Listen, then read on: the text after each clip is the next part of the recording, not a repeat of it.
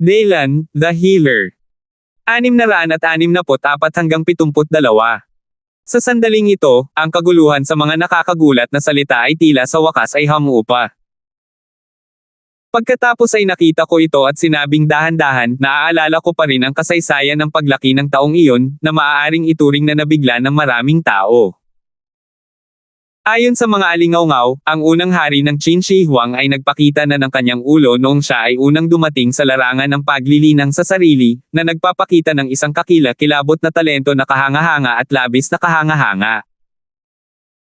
Nakita ng paaralan na ang isang buhay na fossil level na ninuno na si Nirvana ay sinira ang selyo at inilagay ito sa dingding ng pinto.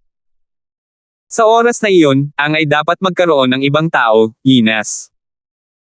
Potensyal, at ang kinabukasan ng Chengdo ay magiging walang hanggan. Gayunpaman, nang magsalita siya tungkol sa pagkabigla na ito, nagkaroon ng kakaibang paghinto sa kanyang mga salita, at nang magsalita siya muli, kahit siya mismo ay tila kakaiba ang naramdaman. Nakita ko siya pagkatapos ay dahan-dahang nagsabi, ito ay sadyang ang kasunod na pag-unlad ng pangyayaring ito ay higit na lumampas sa inaasahan ng mga tao noong panahong iyon. Walang gustong malaman, at hindi ko alam kung bakit, na sinasamba lamang ni Qin Shi Huang ang mga turong yin at yang. Sa loob ng 10 taon, ito ay apostasya. Apostote. Nang marinig ito, saglit na natigilan si Daylan, ngunit hindi siya nagsalita at nagpatuloy sa pakikinig. Tama, ito ay isang pagtataksil. Pagkatapos ng pagtataksil ni Qin Shi Huang mula sa Yin Yang sect, nawala siya hindi nagtagal pagkatapos noon. Walang nakakaalam kung saan siya nagpunta. Natatakot ako na tumakas siya mula sa sinaunang bansang ito sa Southern Greenland at pansamantalang nagtago sa ibang mga lugar. Sinaunang bansa, tama ba? Gayunpaman, ganito ito hanggang sa isang tiyak na araw sa lahat ng tao ay biglang bumalik sa kanyang pagkakakilanlan pagkaraan ng 100 taon at muling lumitaw ang kanyang bagong pagkakakilanlan. Bilang isang makapangyarihang pag-iral sa tunay na monarkiya ng Nirvana, ang unang labanan ay upang turuan ang isang tiyak na Nirvana kay Yin at Yang ay napatay, at ang kanyang ulo ay ibinitin sa larangan ng digmaan sa loob ng 1 araw at 1 gabi.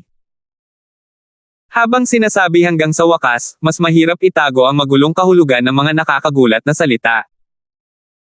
Pagkatapos ng lahat, iyon ay isang tunay na makapangyarihang pag-iral sa totoong Nirvana Realm Monarcha. At siya ay nagmula sa isang sinaunang sekta tulad ng Yin Yang sect, ngunit gayunpaman. Gayunpaman, ang isang kabayanihang master, isang superhero sa Nirvana True Sovereign Realm, ay walang awang pinatay ng Qin Shi Huang ng taong iyon, at ang kanyang ulo ay tinanggal at ibinitin sa larangan ng digmaan sa loob ng 1 araw at 1 gabi. Gaano ito kaganda? Ito rin ang pinaka-nakakahiya at nakakahiyang bagay na naranasan ng Yin Yang sect, ang dakilang sekta ng mga kapanahunan, mula nang itatag ito. Ngunit ngayon, buhay pa rin si Qin Shi Huang, at nakagawa siya ng isang nagwagi sa sinaunang bansang ito sa Timog Greenland. Sa kabaligtaran, iyong mga taga-Yin Yang sect, kapag nakilala nila ang mga nanalo, biglang magbabago ang kanilang mga mukha at lumihis, di ba? Mula sa labanang iyon, si Qin Shi Huang, nakakapasok lang sa tunay na monarkiya ng Nirvana noong panahong iyon, ay direktang tinawag na hari, at tinawag siyang Qin Shi Huang. Ang nakagugulat na langit ay nagpatuloy sa pagsasalita muli, at ang mga salita ay puno ng pagkabigla at buntong hininga. Hindi ko alam kung ikaw ay malinaw, ngunit sa larangan ng paglilinang sa sarili, sa sinaunang bansa ng Katimugang Chen, kahit na ang isang malakas na tao sa tunay na monarkiya ng Nirvana ay nais na maging hari, ito rin ay mapanlinlang at walang muwang, higit pa kaysa sa katotohanan. Dahil mula noon, ang kaaway sa mundo ay talagang hindi na ito mapapahamak. Tunay na walang katulad na bayani ng ika-4 at ika-5 kaharian ng Nirvana True Sovereign Realm, tanging sila ang kwalipikadong maging hari. Sa pagsasalita tungkol sa nakagugulat na kalangitan, huminto siya muli, at nagpatuloy. Ngunit pagkatapos ay alam ito ni Qin Shi Huang, kaya ginawa pa rin niya ito. Pinili niyang maging hari. At ang kanyang pag-uugali ay tuwirang gumawa ng China noong panahong iyon. Ang sinaunang bansa ay lubos na nayanig, at nagpakita rin ito ng isang beses sa isang buhay na masaganang pagkulo. Sa kapangyarihan ng isang tao, kumulo ang maunlad na mundo ng isang henerasyon. Natatakot ako na isa lang iyon, tama. Si Qin Shi Huang. Ang pinaka nakakatakot ay talagang nagtagumpay siya sa huli. Nakakapanabik ang mga salitang sinabi ni Jin Kong kaya mahirap kumalma. Narinig din ni Dylan ang ilang panginginig sa kanyang mga mata, at puno ng paghanga ang kanyang mga mata. Ang isang sinaunang bansa sa larangan ng sariling paglilinang ay hindi bababa sa 10 beses o 100 beses na mas malaki kaysa sa lupa.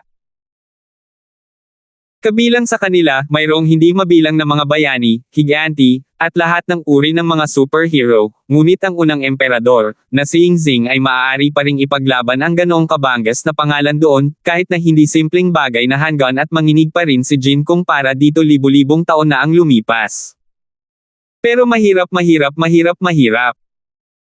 Sa pag-iisip nito, si Rao Dylan, isang maswerteng lalaki tulad ni Dylan, ay hindi napigil ang mapabuntong hininga. Ang pangalan ng unang emperador ay talagang karapat-dapat. Tiyak na dahil sa mga salita ni Qin Shi Huang kaya napigilan nito ang maraming puwersa na gustong umatake sa maliit na mundong ito. Kung hindi dahil sa pangungusap na iyon, natatakot ako na hindi natin malalaman na si Qin Shi Huang ay ipinanganak sa maliit na mundo. Lumabas ka! Bahagyang bumantong hininga si Jin Kong, at pagkatapos ay muling sinabi, gayunpaman, bagaman noong nakaraan, dahil sa mukha ni Qin Shi Huang, walang sinuman ang nang-ahas na bigyang pansin ang maliit na mundong ito ng mundo, sa karamihan ay magkakaroon ng ilang maliit na isda at hipon, sa ibaba. Hindi ako makaakyat sa entablado, gagawa ako ng ilang maliliit na galaw doon, ngunit wala na ito.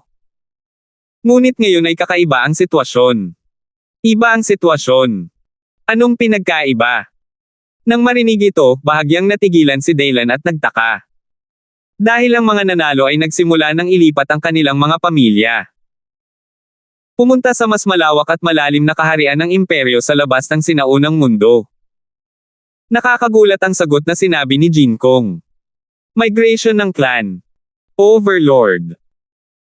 Nang ang isip ni Dylan ay nasa gulo at nanginginig sa ilang sandali, ang nakakagulat na boses ay muling tumunog, at sinabing, sa natitirang kapangyarihan ng nagwagi na si Qin Shi Huang, ikaw, ang mundong ito, ay maaaring halos hindi na makatagal pa ng 12 dosenang higit pa. Taon, ngunit kung pagkaraan ng ilang dekada, ang nagwagi ay ganap na humiwalay mula sa sinaunang bansang ito sa katimugang Greenland, at pagkatapos ay nagtungo sa katimugang bahagi ng Greenland, at pagkatapos ay nagpunta ang nagwagi sa malaking bansa sa katimugang Greenland, at pagkatapos ay napunta ang mga tao sa katimugang Greenland, kailangan pa rin ng mga puwersa ang gayong pag-aalinlangan. Kahit na ano, ito ay isang maliit na mundo pagkatapos ng lahat. Nang marinig ito, natahimik si Dylan, at ang kanyang mukha ay hindi napigilan, ang hitsura ng solemnidad ay lumitaw sa kanyang mukha, at maging ang kanyang mga mata ay kumikislap at nataranta. Nakita ko siyang bumubulong sa sarili, anong ibig mong sabihin dito?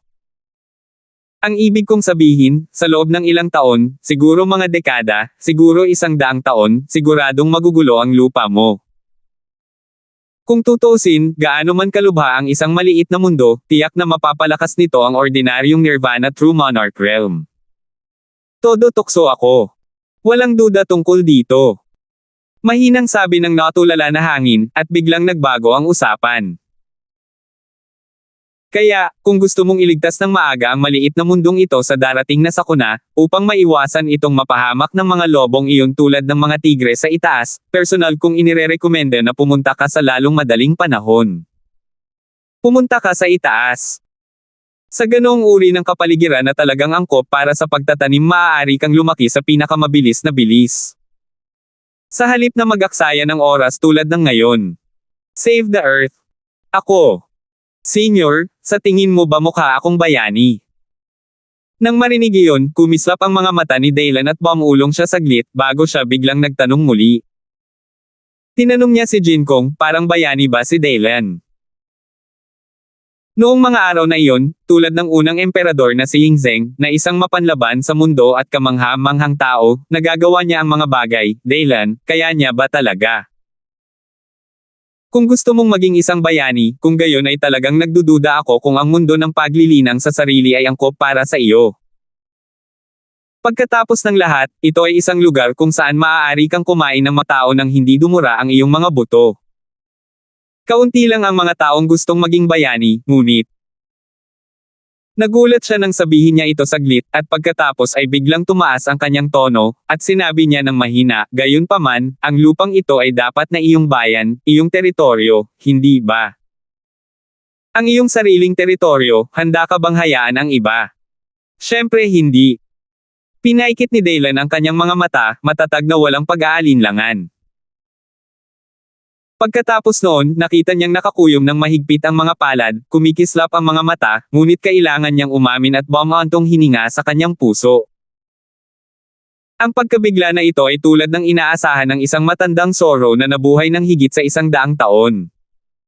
Ang galing talaga magsalita ng bibig na ito. 665. Ang mga tao ay possessive at emosyonal. Kaya't kahit na si Daylan ay lumaban mula sa kaibuturan ng kanyang puso, kumilos na parang tanga, na may katangahan sa pagiging isang tinaguriang bayani, hindi niya basta-basta mapapabayaan ang mundo, makialam ng iba, at mapahamak ng mga lobong iyon na parang mga tigre. Naunawaan din ni Jin Kong ang karaniwang sikolohiya ng kalikasan ng tao, at sinabing hindi nakaimik si Daylan. Sure enough, matanda at maanghang. Sa kabutihang palad, ang matandang fox na ito ay wala sa kabaligtaran niya, kung hindi, ito ay talagang nakakalusot at nakakatakot. Ngunit ang usapin ay dumating sa puntong ito, lahat ng mga salita ay nabanggit, si Daylan ay natural na gumawa ng desisyon sa aming mga puso. Sa kabilang panig ng ang mga matatanda ng pamilyang Brad, tulad ng matandang Brad at ang duke ng Orbal, ay muntik nang mapilitan na magpakamatay, sa wakas ay dumating sina Milestorm at Moldo. Gayunpaman, sa sandaling lumitaw sila, ipinakita nila ang kanilang intensyon na iligtas ang pamilya Brad. Ay hindi nag-iisip, ngunit nagnanais. At ito ay natural na ginawa ang mga pangunahing puwersa na nagsama-sama ganap na hindi inaasahang. Kung tutuusin, si Milestorm at Moldo. Yan ang mga taong natrap ng pamilya Brad sa pagkakataong ito at muntik nang mamatay. Pero bakit lumalapit pa rin sila para makapagpiyansa? Walang makakaalam nito, ngunit walang handang tumigil na lamang doon. Kung tutuusin, napakalaki talaga ng insidenteng ito, at napakaraming nangungunang powerhouse ang namatay. Ngunit walang pakialam sina Milestorm at Moldo, at ipinakita ang kanilang makapangyarihan at nakakatakot na kapangyarihan, na pinipilit ang mga pangunahing puwersa na walang masabi, at tumahimik sandali. Si Milestorm sa pinakamataas na antas ng Holy Magician, kasama si Moldo sa S-level, na hawak pa rin ang pinakamataas na middle grade Holy Artifact sa kanyang kamay, sino ang maglalakas loob na guluhin siya. Kahit na sa huli, maging ang iba pang matataas na antas na pinuno ng mga pangunahing puwersa na pinalad na nailigtas ang kanilang buhay mula sa sakunan na ito ay dumating din pagkatapos marinig ang balita. Dahil pinadalhan sila ni na Milestorm at Moldo ng mensahe, ito ang ibig sabihin ni Mr. Daylan Ember. Kaya, sa huli, napakaraming. Maging ang mga nangungunang powerhouse tulad ni na Milestorm at Moldo ay personal na lumapit, na gustong iligtas ang pamilyang Brad. Gaano man kalakas, gaano man kagalit, gaano man kapangangibabaw, mahawakan mo lang ang iyong ilong at tanggapin ito. Ito ay isang pagpipilian. Walang paraan, dahil ang ganitong bagay ay umunlad sa punto na talagang imposibleng magpatuloy. Maliban na lang kung talagang handa silang lumaban sa kasalukuyang pinakamataas na antas ng Saint Magician na si Milestorm, S-level na Moldo, at iba pang high-level powerhouse ng mga pangunahing puwersa na nakarinig ng balita. Ngunit sulit ba ito? Ito ay tiyak na hindi katumbas ng halaga. At higit sa lahat, naiintindihan din ni Milestorm at ng iba pa ang katotohanan ng pagiging matigas at madaling masira. Siyempre, baka may galit pa rin sa puso nila. Nang sunod-sunod na bumagsak sina Huxley, Baron, at ang tatlong Peak Grand Duke at Elders, ang pamilya Brad ay napinsalan ng husto at kalahati ng kanilang buhay ay may kapansanan. 4 o 5 normal na antas ng Blood Clan Grand Duke na lang ang natitira. Sa huli, direktang hiniling ni Milestorm ang dalawa sa kanila na humingi ng tawad hanggang sa kamatayan, na siyang huling paliwanag at paliwanag para sa mga pangunahing puwersa. Kung hindi, natatakot ako na medyo mahirap pa rin kumbansihin ang publiko. At ang 2 taong naatasang humingi ng tawad sa kamatayan ay orihinal na mga taong malapit ng mamatay. Maging mapagpasyahan. Kahit sa huli, binigay din ng matandang Brad ang trono ng malaking European mafia family sa ngalan ng pamilya Brad. Ito ay natural na ginawa ang malalakas na lalaki na nagsama-sama, ang mga pangunahing puwersa ay hindi makapagsalita. Sa puntong ito, ang lahat ng ito ay ganap na natapos, at imposibleng magpatuloy. Bilang resulta, ang mga pangunahing powerhouse na nagsama-sama ay nagsimulang umalis sa isa't isa. Kahit na ang ilan sa kanila ay medyo ayaw pa rin, ang kanilang mga puso ay nasasakal, at wala silang ibang pagpipilian kundi ang pumili. Dahil wala talagang paraan. Umabot na sa puntong ito, at kung uusigin silang muli, ito ay magiging lihim na motibo at sasamantalahin ang pagkakataon na magdulot ng kaguluhan. Sa panahong iyon, maaaring isa pang paraan si Milestorm, Moldo at iba pa para harapin ito. Sa kanilang kasalukuyang lakas at lakas, sino ang maglalakas loob na guluhin sila? Hindi ba't naghahanap ng kamatayan? Gayunpaman, ang pamilyang Brad, na dating hari ng madilim na mundo sa Italia, at ang sikat na pamilya ng mafia sa madilim na mundo ng Europa, ay bumabagsak na ngayon pagkatapos ng lahat. 3 o 2 kuting na lang ang natitira. Pagkatapos mag-chat sa isa't isa, napapabuntong hininga at napapabuntong hininga. This is a later story, kaya hindi ko nababanggitin ulit. Nang ang sakuna na ito nagamulat sa Europa, at maging ang buong madilim na mundo ng kanluran, ay sinamahan ng paghina ng dating malaking pamilya ng mafia, ang pamilyang Brad, ito ay kamangha-mangha at nagbubuntong hininga na matapos. Dumating ang matandang Brad at ang duke ng Orbal sa nangungunang presidential suite ni Daylan na may dekadenteng at pagod na hitsura. Dear Amber, this time. Thank you for saving our Brad family. Magalang na sabi nila pag-akyat nila. Malinaw, alam nila na kung hindi dahil kay Mr. Daylan at Amber, paano kaya sila Milestorm, Moldo at iba pa lalapit para protektahan sila. Kung tutuusin, isang daga na tumatawid sa kalye, lahat ng tao'y nagsisigawan at nambubugbog, talaga ang kanilang pamilya. Gayunpaman, pagkatapos dumaan sa insidenteng ito, mayroon din silang bago at napaka-intuitive na konsepto ng kasalukuyang lakas ni Daylan, ang bigat ng mga salita, at pagkain. Ito ay kasing lakas ng Milestorm sa pinakamataas na antas ng banal na mago, si Moldo sa antas ng S, at ang mga mataas na antas na pinuno ng mga pangunahing puwersa, lahat sila ay direktang makakabangga sa mga pangunahing puwersa na nagsama-sama para sa isang pangungusap. Nang walang pag-aalinlangan, ay malakas na lumapit upang iligtas ang kanilang pamilyang Brad. Ano ibig sabihin nun? Ang iniisip pa lang ay nakakatakot na. Hindi nagabala si Daylan na bigyang pansin ang higit na paggalang sa 2 taong ito, pagkatapos ay casual na umiling, at mahinang nagsabi, mukhang wala kang kinalaman dito. Dahil iyon ang kaso, dapat akong umalis sa aking bansa sa lalong madaling panahon. Nang marinig iyon, bahagyang nagbago ang mukha ni Old Brad at ng duke ng Orbal. Sa hindi inaasahang pagkakataon, sinabi ni Daylan na babalik siya sa Northland sa sandaling siya ay umakyat. Ngunit nang makita silang dalawa ay agad na nag-react, ang duke ng Orbal ay nagmamadaling yumuko at nagsabi, oo, tatawag ako kaagad ng isang tao upang ihanda ang eroplano. There's no need to be so troublesome. Dalhin mo ako sa Rome, sasakay lang ako sa eroplano ng airline at babalik pagkatapos kong mag-isa. Gayunpaman, maayos na umiling si Daylan. Pribadong eroplano. Hindi niya nagustuhan ang ganoong kataas na profile. Not to mention na hindi niya talaga gusto ang ganoong high profile. Not to mention now that he actually wants to find a place to be alone, para seryoso niyang pag-isipan at pag-isipan ang tungkol sa pagpunta sa totoong mundo. Kaya sa kasong ito, syempre, mas nag-aatubili siya sa pagiging high profile. Ngunit nang marinig niya ang mga salita ni Daylan, naunawaan ni Old Brad na hindi gusto ni Daylan ang mataas na profile, lalo pa ang pagpapakilos ng mga tao. Dalhin nakita sa Rome. Anyway, salamat talaga sa pagkakataong ito.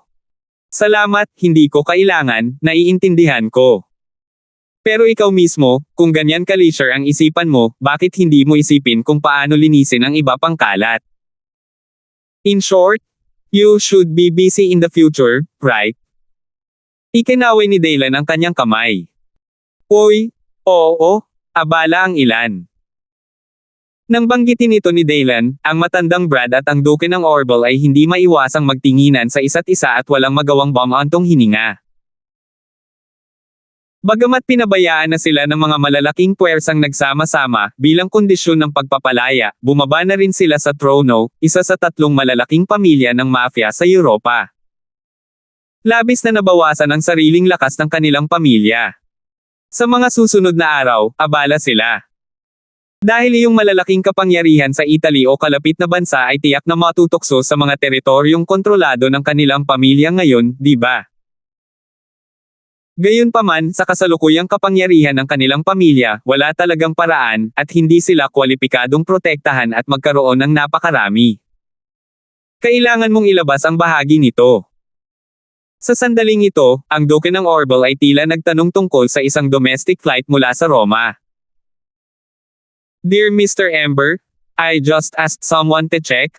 The latest flight from Rome to your country will start tomorrow night, and it's still in economy class, otherwise. If you think you need Mr. Ember, let the airline the company temporary added a flight. Pagkatapos ay nakita niya itong yumuko at nagsumbong kay Daylan. Add trip to the gang. Forget it. Nang marinig ito, natural na medyo natulala si Daylan. Sa halip na hayaan silang pansamantalang magdagdag ng flight, mas mabuting hayaan silang pauwiin sila sa isang pribadong jet. Bakit ang daming gulo at gulo? So then I saw that he shook his head without hesitation, waved his hand, and refused. Huwag kang masyadong magulo, dalhin mo na lang ako sa Rome, para maglaro din ako sa Rome at mag-relax mag-isa. Anyway, this time I come here. Nakarating na ako, kaya hindi na lang ako makakabalik na may masamang impresyon, di ba? Magpadala ka na lang ng maghahatid sa akin sa Rome mamaya. Nang marinig ito ni Daylan, lalo na ang masamang impresyon, sa kanyang boses, ang matandang Brad at ang Duke ng Orville ay medyo napahiya, at natural na hindi na sila nag-usap pa. Mabilis siyang tumango at sinabing, yes, dear Mr. Ember, we understand. O siya pala, may mga sikat na beach malapit sa Rome, pero mas maganda kung kakaunti ang tao at mas tahimik. Kaagad pagkatapos, bigla itong sinabi ni Daylan. Beach. The closest to Rome, the most famous one should be the Isola di Ponza. But if you want to be quiet, Mr. Ember, then I still recommend you to go to Arabia, where there are not so much travelers and people, and I personally think that there is actually no worse than Palermo, Sicily. Agad na iminungkahi ng Duke ng Orville. Mukhang naintindihan niya ito. Not worse than Palermo, Sicily. Well, that sounds like a pretty good place. Nang marinig ito, agad na tumango si Daylan.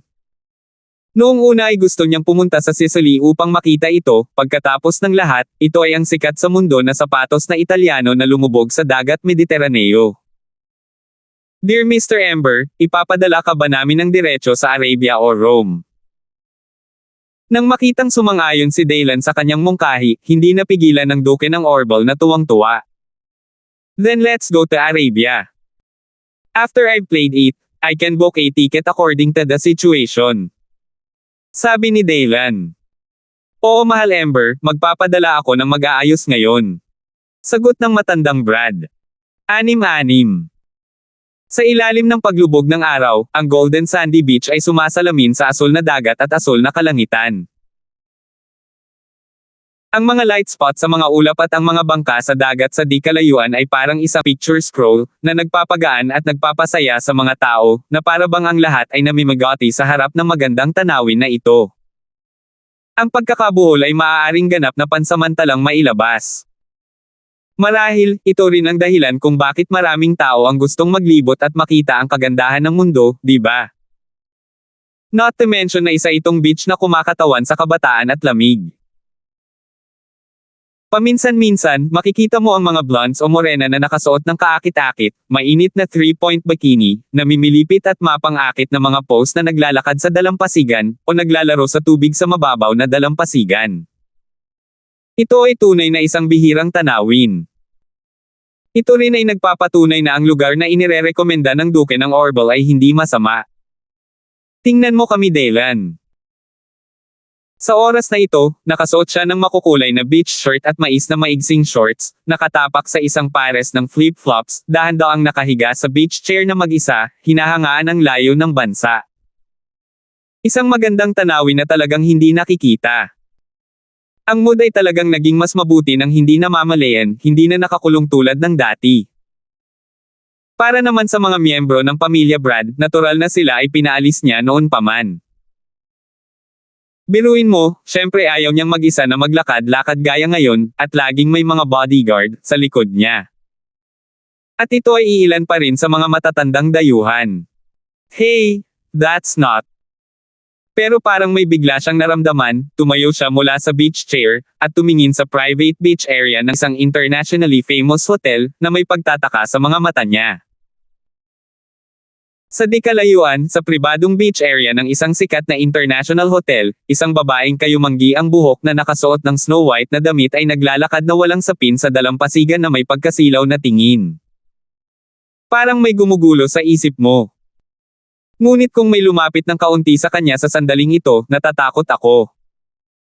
Baka talagang hindi sila makapaniwala sa kanilang mga mata, at mababaliw sa gulat, dahil ang babaeng may kayumangging buhok ay walang iba kundi ang buong Italia at maging ang buong Europa. Ang kaakit-akit na anghel, ang diyosa ng mga pangarap sa mata ng karamihan sa mga lalaki, at maging ang Supergirl na nakatanggap ng pinakamagandang karangalan sa nangungunang parangal sa mundo, ang Angle Knight. Apple Rizzo. At sa oras na ito, bukod sa suot niyang perpektong akma at magandang Snow White dress, may suot din siyang sombrero sa kanyang sobrang makinis at umaagos na brown-black na buhok, na bahagyang nakatikip sa kanyang magandang mukha. Kaunti.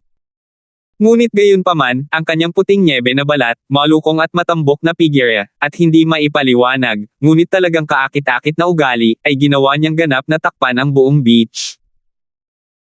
Ang lahat ng mga lalaki sa palabas ay nababaliw sa kanilang magaganda at maselang mga mukha, ngunit ginagawa pa rin nila silang kakaiba at ganap na focus sa kapitbahayan na ito, na napakakapansin-pansin. Sa kabutihang palad, ang beach na ito ay isang pribadong lugar ng isang sikat na internasyonal na hotel. Kung hindi ito bisita sa hotel, imposibleng makapasok ang iba ng walang autorisasyon, kung hindi. Bilang ang pinakamainit na superstar sa Italia at maging sa Europa, isang kaakit-akit na anghel at Supergirl sa mata ng mga lalaki sa buong mundo, si Apple ay hindi masyadong nakaka-relax sa loob ng mahabang panahon. Masyado akong abala araw-araw na parang wala akong oras para mag-tea. Syempre, grabe rin kasi yung recent estate niya.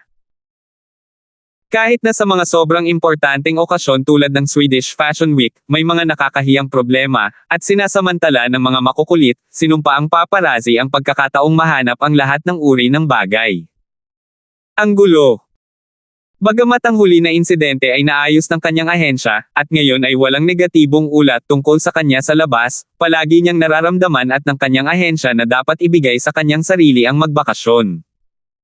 Sa bagay, parang pagod na pagod siya ngayon, di ba? Hoy, pagod ka na ba talaga? Bumulong ang Apple na iyon na may mababang ekspresyon, pagkatapos ay biglang nagpout, iniunat ang kanyang payat, makatarungang mga paa at sinipa ang maliliit na bato sa kalsada. Then I saw that the pebble jumped up and down like a small ball, jumping out, some distance on the warm beach sand against the beautiful sunset, which is also like Apple's mood at this moment, said I can't say it's good, and I can't say it's bad, anyway, I always feel like people down. Hoy! Pagkatapos ay nakita ko na ang malambot na mapupulang labi ni Apple ay hindi napigil ang magpakawala ng kaunting buntong hininga, ngunit ang munting pag-iisip na iyon ay tila lumipad nang walang tigil. Kahit na sa kanilang nangungunang Italyano mataas na lipunan, ito ay pinaka hindi mapag-aalinlanganan at pinakakanais-nais na sinaunang aristokratikong Kastilyo. Nang lumipad siya sa kastilyong iyon, sa tuktok na presidential suite, talagang pinapanood niya ang mga taong natutulog, ang sili na iyon 2 o 3 oras. Sumusumpa siya na naiintindihan niya na talagang hindi ito ang dapat niyang isipin, dahil alam niya na hindi ito ang mundo ng kanyang Apple. Ngunit, mayroong isang bagay na tinatawag na poppy flower sa mundo, tama ba? Mayroon ding isang uri ng emosyon na tinatawag na baliw na pagsupil, ngunit ito ay tulad ng isang spell ng demonyo, at hindi mo mapipigilan.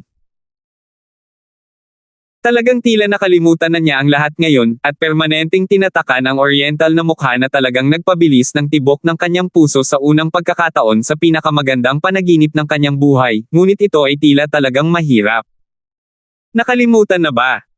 Parang nag-iisip at nawawala ang puso niya simula noon. Dear Mr. Ember, anong ginagawa mo ngayon?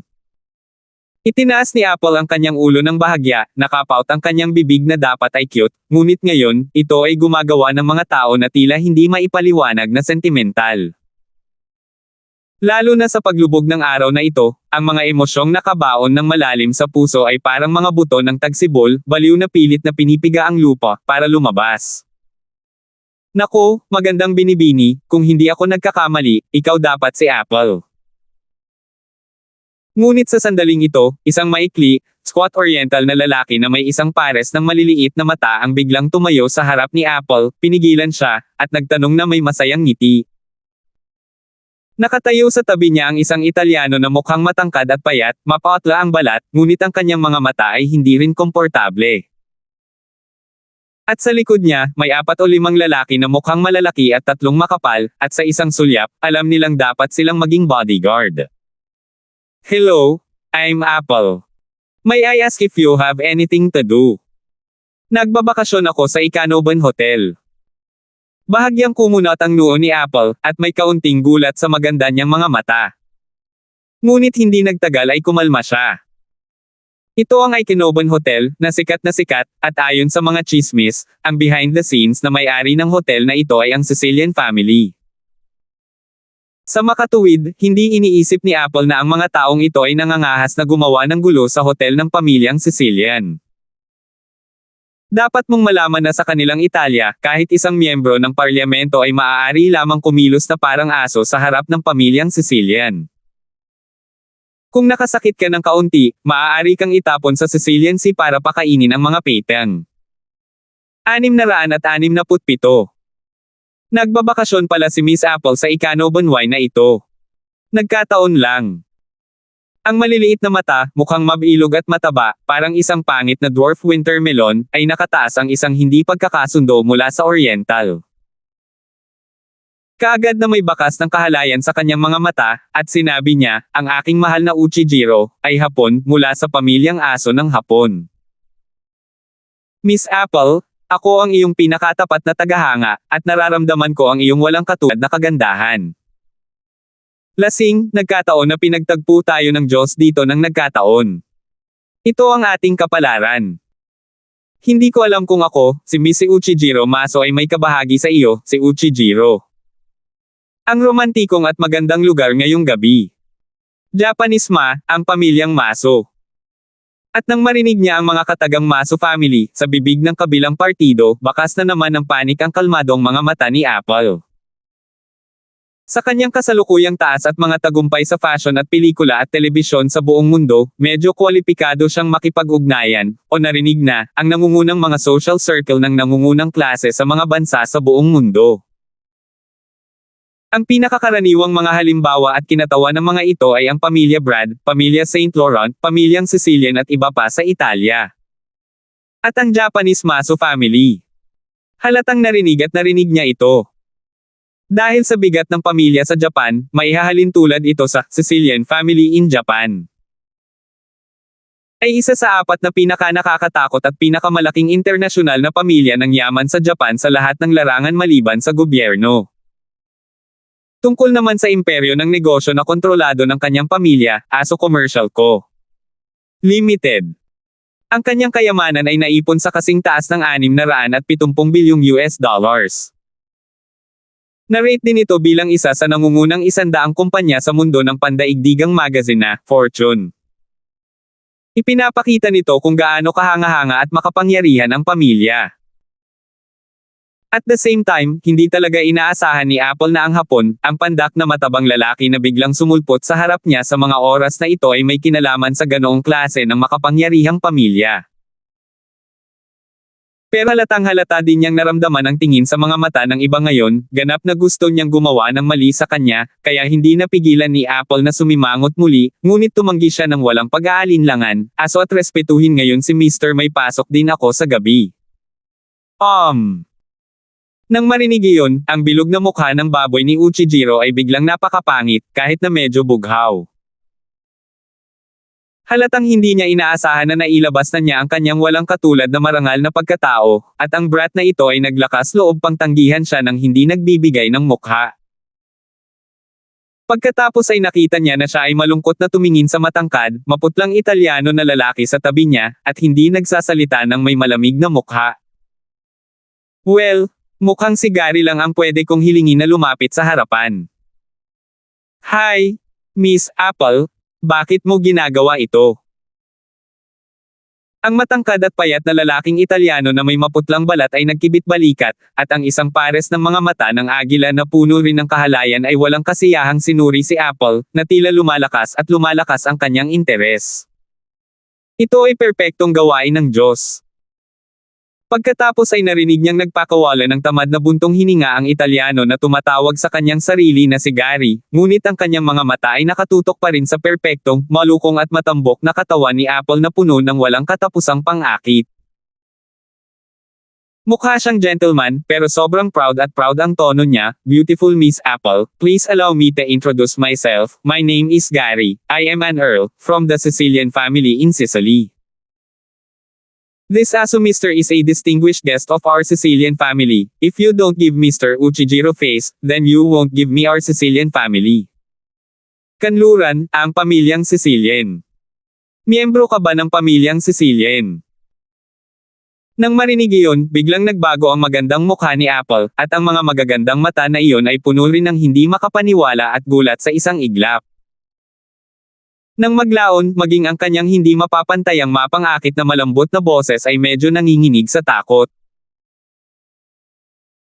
Bilang isang katutubo ng Italia, lalo na ang kanyang Apple ay naabot na ngayon ang pinakamataas at mataas na uri ng lipunan, syempre naiintindihan ko na ang pinakamakapangyarihang bagay sa Italia ngayon ay hindi ang gobyerno, ngunit ang tatlong sinaunang aristokratikong pamilya, Brad, St. Laurent, Sicily. Bagamat ang pamilyang Sicilian ay pumangatlo sa kanila, ang lakas at lakas ng pamilyang ito ay lampas pa rin sa imahinasyon ng mga ordinaryong tao. Dahil, pabayaan ang isang tinatawag na big star na tulad niya, kahit ang presidente ng Italy ay hindi maglalakas loob na guluhin ang pamilyang Sicilian. Bukod sa napaka-espesyal na karanasan na tila isang panaginip, siya Apple ay palaging isang ordinaryong Italyano na lumaki na nakikinig sa mga kwento tulad ng Sicily na lugar ng kapanganakan ng kultura ng mafia. Kaya paanong hindi siya magpapanik sa oras na ito? Hold. Sorry?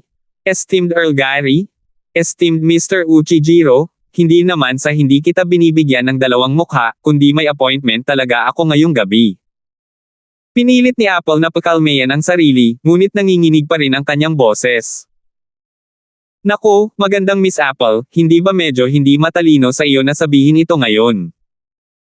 Sa palagay ko marahil ay narinig mo ang tungkol sa ilan sa angkan ng aso.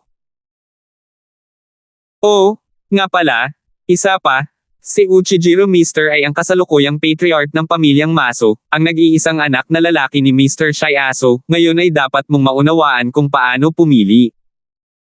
Kayamanan, katanyagan, kapangyarihan, G. Uchijiro, hanggat gusto mo. Sa pagsasalita nito, napangiti ng mariin si Earl Gary, tumingin kay Uchijiro, na nakatingin na sa gilid dahil sa mga sinasabing salita, at saka muling ibinuka ang kanyang bibig at ngumiti, "Oh, kagalang-galang Mr. Uchijiro, mali dapat ang sinabi ko." Mali. Siyempre. Ang Uchijiro na iyon ay pumikit at ngumiti, pagkatapos ay tumingin kay Apple ng may pagmamalaki, at sinabi, "Kayamanan, katanyagan, kapangyarihan." Ang lahat ng ito ay napakasimple para sa aming pamilyang maso, at handa akong iharap ang lahat ng kagandahang ito. Sa magandang Miss Apple ikaw. Magandang Miss Apple, ano ang masasabi mo? Sa huli, bagamat tila nagtatanong ang kanyang pangungusap, sa katunayan, ang swerte ng pangungusap na iyon ay halatang pilit. Pinipilit si Apple na magsumite ng kakaiba sa kanyang harapan. Ako. Siyempre, narinig din ni Apple ang pag-uusig sa mga salita ni Uchijiro, at ang kanyang magandang mukha ay nagsimulang magbago ng kulay, ang kanyang mga mata ay nagpanik, at hindi na niya mapanatili ang kalmado na maaari niyang magpanggap na dati. Nang makita ang eksenang ito, nakita na ang mukha ni Apple sa wakas ay nagpakita ng walang magawa at naguguluhan na hitsura, at parehong sina Earl Gary at Uchijiro ay binalangkas ang isang matamis na ngiti sa mga sulok ng kanilang mga bibig. Maya-maya, nakita kong parang casual lang ang malakas na lalaki, ngunit walang duda sa kanyang mga salita, Miss Apple, please. Limitado ang pasensya natin. Kung ako sa iyo, siguradong iisipin ko kung paano maghubad sa kama at pakiusap si Uchijiro. Imbes na magalinlangan at mag-aksaya ng oras, sir. Count Gary? See what you said? That's right, hehe. At nang marinig niya ang sinabi ni Earl Gary, lalo na ang apat na salitang iyon, hubot-hubad, mas lalong tumindi ang mayabang na ngiti sa mukha ni Uchijiro. Kapag hinati, may konting lasa pa nga ng bright eyes, na sobrang pangit. Sa katunayan, sa pagkakakilanlan niya bilang si Uchijiro, ang nag-iisang anak na lalaki ng kasalukuyang patriarch ng marangal na Japanese food reporter, natural na walang pagkukulang sa magagandang babae sa paligid niya, at hindi kalabisan na sabihin na nabasa niya ang lahat ng kagandahan sa mundo. Ngunit ang mga babaeng tulad ni Apple ay isang exception. Ang kaakit-akit na anghel at dream goddess sa mata ng karamihan sa mga lalaki sa buong mundo, at ang supergirl na nakatanggap ng pinakamagandang parangal sa Night of Angels. Lahat ng ito ay hindi lalaki. Ano ang pinakagusto mong pagmamayari at master? Pagkatapos ng lahat, kailangan mong makuha ang isang perpektong at nakamamanghang babae sa iyong mga kamay, gaano karaming mukha iyon. Ang mga tao ay nabubuhay sa kanilang level na ito, hindi ba ito ay para lamang sa mukha? At higit sa lahat, sa status at level ng Uchijiro niya ngayon, natatakot ako na kahit sa mundong ito, hindi naman siguro may babaeng tatanggi sa kanya, di ba? Siyempre mas malamang na hindi. Katulad ng mga global superstar ngayon tulad ni Apple Rizzo, wala siyang lakas ng loob na magsalita sa harap niya, si Uchijiro, nagmamadali lang siyang yumuko, nanginginig at namumutla ang pretty face niya. Hahaha, this feeling of being aloof, as if you can control everything in your hands, is really wonderful. Ngunit nang siya ay nalubog pa sa sariling imahinasyon, isang batang boses ang biglang dumating mula sa kabilang panig nila sa kakaibang paraan, na may kaunting lamig, ay, ganun ba? Talaga? Nagkataon lang, ang pasensya ko ay limitado rin, kaya't pakiusap kayong dalawang nakakainis na kapwa, bilasan ninyo at lumayo sa landas. Kung hindi, ang kahihinatnan ay nasa sarili ninyong panganib. WHO. Agad namang sumugod ang mga bodyguard na sumunod kay Earl Gary at pinalibutan ang batang figure na biglang sumulpot, na may mabangis na tingin sa kanilang mga mukha. Kasabay nito, nakita nilang diretsyong bumubunot ng baril. Ang baril ng baril ay tila may malamig na ilaw, ito ay itim, na parang espesyal na ginawa. Si Amber. Bakit ka nandito? Originally, nang makita ni Apple ang kahangahangang eksenang ito, hindi niya maiwasang kumakabog ang kanyang puso, mapaot lang kanyang magandang mukha, at nanginginig ang kanyang maselang katawan. Kung tutuusin, si Gun iyon. Babae lang siya, paanong hindi siya matatakot? Gayunpaman, nang sa wakas ay bumalik siya sa kanyang pakiramdam kung bakit napaka-familiar ng batang boses, tumingin siya sa direksyon kung saan nanggaling ang boses, at nang makita niya ang mukha na iyon na kanina pa niya napapanaginipan at kinasusuklaman, ang buong tao ay natigilan. Hindi ko napigil ang manatili saglit. Siya, paano ba talaga siya lilito dito? Nanaginip ka ba? Hindi.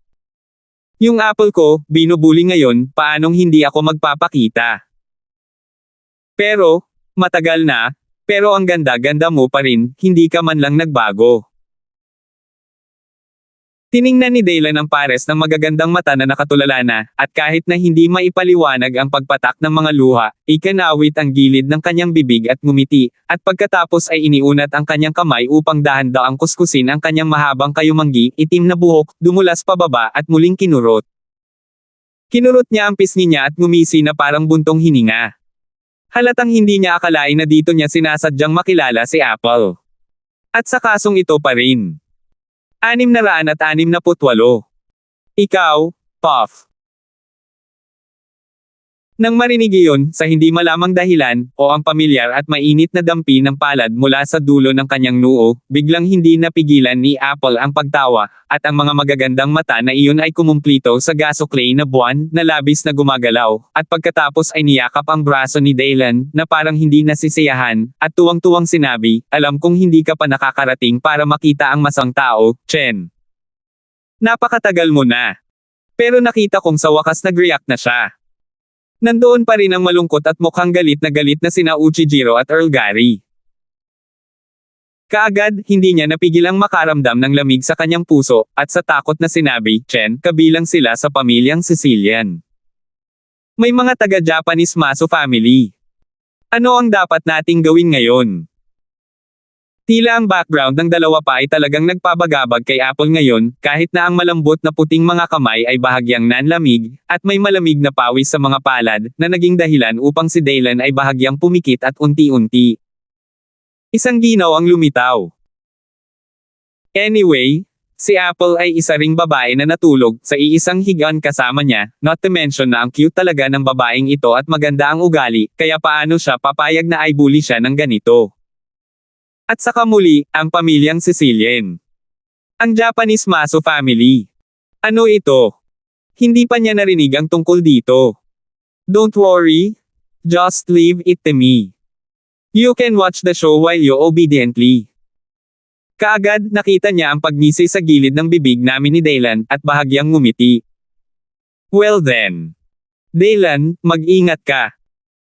Nang marinig iyon, agad na tumango si Apple, nagtago sa likod ni Daylan, at tumigil sa pagsasalita. Boy, sino ka? Alam mo ba ang ginagawa mo ngayon, bitawan mo si Miss Apple. Nang makita si Apple, nagkusa si Uchijiro na yakapin ang braso ni Daylan, at nagtago pa sa likod niya. Kaagad, ang makitid, pangit na liliit na mata na iyon ay hindi napigil ang magpakita ng matinding selos, na may mabangis na tingin, nakatingin kay Daylan at sumisigaw ng may galit na mukha. None of your business. Matabang baboy. Ngunit pagkatapos marinig ito, ni Daylan ay tahasang nagmura at nagsabi, makinig, binabalaan kita ngayon, at ikaw na maliit na paniki, mas mabuting umalis na kayong dalawa dito bago pa ako magalit, kung hindi, kapag ibinoling ko ang aking mukha at hindi ako nagpakita ng awa, ang kahihinatnan ay nasa inyong sariling panganib. Parang ang tagal na niyang hindi nagmumura ng ganito kaya ang sarap talaga sa pakiramdam na ilabas ang puso niya ng ganito ngayon. Tsaka mataba talaga ang hapon na parang matabang baboy, at halos masikip ang taba sa mukha. Hindi na naman siya nagsalita ng kalokohan. Nang marinig ang mga salita at makita ito, si Apple, na nagtatago sa likod ni Daylan, ay agad na hindi napigil ang tinakpan ang kanyang bibig at tumawa. Siya ay natatakot sa pagkakakilanlan ni Uchijiro noon, at hindi nang ahas na sabihin ang totoo, ngunit si Daylan ay halatang walang anumang pag-aalinlangan. Napaka-cute at lalaki pa rin. Kung ibang tao, mangangahas ka bang ituro ang ilong ng nag-iisang anak ng kasalukuyang patriarka ng pamilyang Masong Hapones at pagalitan ang matabang baboy? Halatang hindi maraming tao ang nangahas, di ba? At nang makita at marinig ni Earl Gary, tinuro talaga ni Daylan ang kanyang ilong at mapanlait na tinawag siyang maliit na paniki, bahagyang nagbago ang kanyang ekspresyon, at kaagad isang pares ng pulang mata ang tumitig kay Daylan, malamig na sinabi, sino ka? Sino ako? Mukhang hindi ka qualified na magtanong ng ganyan. Manhid ka at lumayas ka sa mukha ko, kung hindi, hindi masyadong maganda ang pasensya ko. Tumawa si Non. Ha. Nang marinig ito, tila narinig ni Earl Gary ang pinaka-nakakatawang biro sa mundo, at sa halip na magalit ay tumawa ito. At si Uchijiro ay natatawa rin sa mga oras na ito, dahil, syempre, alam niya ang tunay na pagkatao ng kanyang kapareha, iyon ay ang maalamat na blood clan. At nagmula ito sa pinakamatanda at pinakamakapangyarihang pamilyang mafia Sicilian sa lupaing ito ng Italia. Pero ngayon ano? Ano ang narinig niya? Narinig nga niya sa bibig ng ignorante na bata na hindi qualified si Earl Gary. Hindi kwalipikado. Poof! Ha. Ito ay sobrang katawa-tawa. Hindi napigilan ni Uchijiro ang mapangiti. At ang ngiting iyon ay may dalang sagradong panunuya, at ito ay nakakalusot sa mga tao. Itong batang may sira ba sa utak niya, nasalo siya ng pinto. Ang makita at marinig ang labis na pangungutya ni Earl Gary at Ijiro Aso, bagaman naniniwala si Apple kay Daylan sa kanyang puso, hindi niya maiwasang makaramdam ng kaunting pagkalito sa oras na ito. Ang mga kamay na yamakap sa braso ni Daylan mula sa likod ay hindi rin namamalaya na yamakap ng mas mahigpit. Hindi naman, syempre alam niya na ang pagkakakilanlan ni Daylan ay hindi pangkaraniwan, at maging ang malalaking tao sa pamilyang Brad ay napakagalang sa kanya, lahat ng iyon ay nakita niya ng sarili niyang mga mata. Ngunit ang problema ay ang Icanoban Hotel na ang domain ng pamilyang Sicilian, hindi pa banggitin na ang pamilyang Sicilian ay isa ring mafia family na kasing kapangyarihan ng pamilya Brad, at bukod pa rito, mayroon ding nag-iisang anak na lalaki ng kasalukuyang patriarch ng pamilyang Aso ng Hapon. Sa pagkakataong ito, hindi niya talaga maiwasang mag-alala at hindi mapalagay sa sitwasyon nila ngayon. Sa katunayan, tama nga ang pag-aalala ni Apple. Pagkakita sa Earl ni Gary na tumatawa, bigla siyang sumipol, tapos may nakita siyang black mass na biglang sumulpot sa direksyon ng hotel sa di kalayuan. Ang mga tao, na pawang nakasuot ng itim na damit at salaming pang-araw, ay walang ingat na humahawak ng iba't ibang uri ng baril na may malaking kabagsikan sa kanilang mga kamay. Daylan, gone. Nang makita ang eksenang ito, hindi maiwasan ni Apple na mataranta, nawalan pa ng dugo ang magandang mukha nito, at ang 5 daliri niya ay mahigpit na humawak sa braso ni Daylan, nanginginig. At nang makita ang tagpong ito, hindi napigilan ni Earl Gary at Uchijiro na mapasulyap sa isa't isa, at lahat sila ay nakita ang pagiging saplada sa mga mata ng isa't isa, na para bang sila ay napakasaya. Then I saw their chins raised high, their eyes were playful, and they even looked at Daylan and Apple with abusive expressions. Ang mga sulok ng kanilang mga bibig ay sinundan ng isang dampi ng kainin sila na malinaw na nahayag. Lumabas ka! Parang ang saya at kampante. Anak, sa tingin mo ba ay hindi pa sapat ang iyong pasensya ngayon? Sa tingin ko ito ay sapat na. Alam mo ba kung ano ito? Ito ang pinakabagong miyembro ng pananaliksik ng pamilya ni Mr. Uchijiro, ang X-70 sniper rifle, kahit na ito ay nasa 3. Nakakapatay ito ng mga tao sa layo na 1,000 metro. Ng ating dakilang dugong pamilya ay hindi mahahadlangan ng pisikal na katawan. Dahil masisira mo ang aking pagkakakilanlan, dapat mong maunawaan, ano ang ibig sabihin nito. Kumuha si Earl Gary ng mahabang sniper rifle mula sa isang nakaitim na bodyguard sa tabi niya, at itinutok ang nguso sa mga posisyon ni Daylan at Apple. 669. At nang makita niya ang sniper rifle na may mahabang barrel sa kamay ni Earl Gary, bagamat hindi ito naintindihan ni Apple, marami pa rin siyang naramdaman mula sa mga salita ni Earl Gary at ang barrels na naglalabas ng malamig na kinang. Takot, kahit isang nakamamatay na mapanganib na hininga, ang magandang mukha ay muling namutla. Miss Apple, dapat ngayon ay makapangako ka na makakahanap ka ng isang romantikong lugar na makakasama ko sa hapunan, di ba? Ang sulok ng bibig ni Aso ay binalangkas din ng isang tingin na nagayos kay Apple at Daylan, matambok na mukha ng baboy na matagumpay. Boy, I guess you should be Korean or Northern. Bagamat magaling talaga ang English mo. But next time, please remember that this is Italy and not your country. In Italy, choose to anger me Gary, offending our Sicilian family is obviously a very unwise thing. The consequences will be very serious and terrifying. Bagamat tila may kaunting interes si Count Negari kay Apple, dahil first-timer, na ngayon si Uchijiro at idinagdag ang negosyo nilang dalawa, may wagayway lamang niya ang kanyang mga kamay ng maayos at ilagay ang layunin na ipakita ang kanyang prestihiyo. Ang lalaking dilaw ang balat sa kanyang harapan. Ito ay magbibigay sa kanya ng ilang pakiramdam ng tagumpay. Pagkatapos magsalita, sinadya ni Earl Gary na sumulyap sa mga bodyguard na malapit ng mapalibutan ng mga itim na pressure gun, at pagkatapos ay lumitaw ang isang panunuya sa sulok ng kanyang bibig, ang kanyang mga mata ay bumagsak kay Daylan, at patuloy siyang minisyon, "Anak, makinig kang mabuti, dahil ngayon ka lang na-offend sa akin Earl Gary at Mr. Uchijiro, kaya't napagpasyahan ko na bigyan ka ng isa ng dalawang pagpipilian, kaya't napagpasyahan ko ngayon na bigyan ka ng dalawang pagpipilian. Tinalo ka sa pugad ng trompeta, at dalawa, lumuluhod ka ngayon at yumuyuko sa akin at dinidilaan ang iyong ulo ako at si Uchijiro-san. Shen. At narinig ang mapangahas na mga salita ni Earl Gary, ang mga kamay ni Apple sa mga braso ni Daylan ay hindi maiwasang humigpit ng kaunti.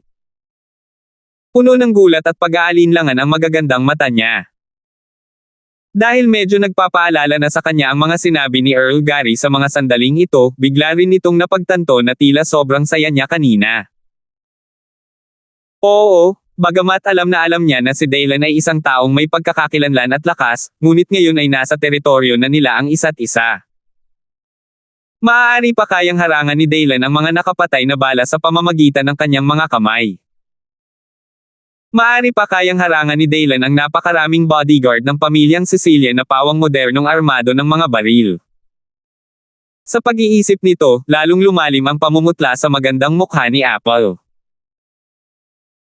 Kaagad, nakita niyang nagngangalit ang kanyang mga ngipin, biglang tumawid sa posisyon kung saan nakatayo si Daylan, lumakad sa harapan niya, at sabik na sinabi sa Uchijiro at Earl Gary na iyon, "Earl Gary, Mr. Uchijiro, makakasama kita ngayong gabi. Isang gabing magkasama." Nang marinig ito, nang mapahiya sa harap nila ang mga super attractive na anghel tulad ni Apple, mga supergirl, na nagpapakita ng nakakaawang ekspresyon ng walang magawang pagsusumamo, ang mapagmataas na ekspresyon sa mga mukha ni Earl Gary at Uchijiro ay hindi maiwasang magbago kaagad. Mas matindi. Siyempre, habang nag-e-enjoy sila sa pagsusumamo na ito ni Apple, muli silang tumingin kay Daylan ng may panghahamak at panghahamak. Ang ganitong uri ng bata at mga bagay-bagay ay nangangahas na maging mayabang at mayabang sa harap nila, ngayon alam mo na kung gaano ito kalakas. Over the top talaga, nanliligaw kay kamatayan.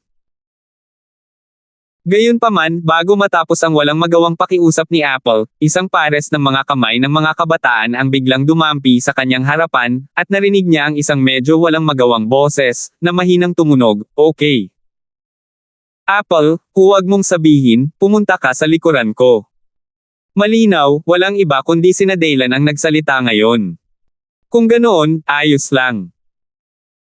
Nang marinig iyon, may iba pang gustong sabihin si Apple, ngunit nang magtama ang kanyang mga mata kay Daylan, umiling siya nang makita ang katigasan ng kanyang mga mata, at agad niyang ibinaba ang kanyang ulo. Masunaring huminto sa pagsasalita. "Oo, sorry, Daylan." Kahit na muli siyang umatras sa likod ni Daylan, sinabi niya ito sa mahinang boses. Halata na naiintindihan niya na ang kanyang mga aksyon ay nagpasigla sa pagpapahalaga sa sarili ni Daylan bilang isang tao. Hindi niya dapat ginawa iyon ng mag-isa. "Hoy, pasensya ka na sa mga sinabi mo sa akin, huwag kang mag-alala, itong dalawang lalaking ito ay walang pinagkaiba sa mga clown sa paningin ko. Hindi mo na kailangang matakot at magkompromiso ngayon." Nang marinig ito, ang mga mata ni Daylan ay nagpakita ng isang dampi ng damdamin, at pagkatapos ay inabot niya at hinaplos ang dulo ng makinis na buhok ni Apple, umiling-iling ang kanyang ulo ng may ngiti. At least, kayang protektahan ni Apple ang kanyang self-esteem bilang isang lalaking tulad nito, ang pagkilos na ito lamang ay sapat na upang makaramdam siya ng init. Yung mga lalaking nasa harapan nila, mga clown talaga. Hindi nagkakahalaga ng pagbanggit. "Anak, huwag mong isipin na parang may background ka, I Gary dare not kill." At nang makita ko ito sa ganong oras, ang batang dilaw ang balat sa kabilang banda ay talagang napakakul ng mukha, at agad na nagalit si Earl Gary, na para bang ninakawan. Sa limelight, kinasusuklaman niya ito, at sumigaw ng malamig. Boy, I heard it. You should be from Northland, right? I really don't know how high the sky is, and you dare to oppose the Count Gary of the Sicilian family in Italy.